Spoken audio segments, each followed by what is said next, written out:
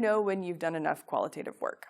In qualitative research, typically you know you've done enough when you have reached what is called saturation. When you are able to go into an interview, whether that be an in-depth interview, a key informant interview, or even a focus group discussion, and you are fairly familiar or very familiar with the kinds of answers people are giving you, you've saturated your research question. So to the extent that you know that your research is valid and reliable in qualitative inquiry, you can say that when you've investigated the questions such that you already know basically what answers people are going to give you. There's a problem with this when we think about, well, what if you've only done interviews with one group of people? You might, for instance, do 20 interviews with students, broadly defined, but you realize through the process of doing your interviews with students that you need to do 20 interviews per class, freshman, sophomore, junior, senior, in order to saturate. So you might think initially that my research would be thorough and reliable enough if I do 20 to 30 interviews with students broadly defined. But through the process of your research, you realize that you need to diversify the criteria for selection.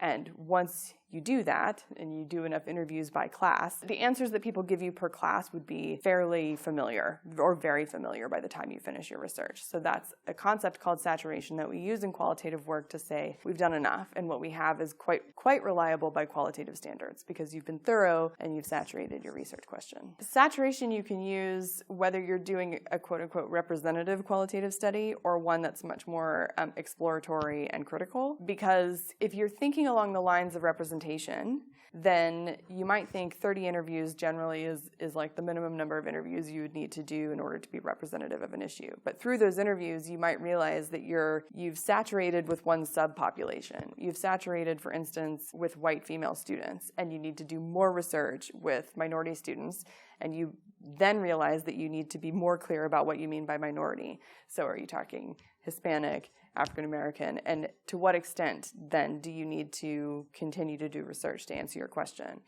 The problem with any kind of research is that you can always do more. So make sure you check in with your research question to decide, have I done enough to answer this question?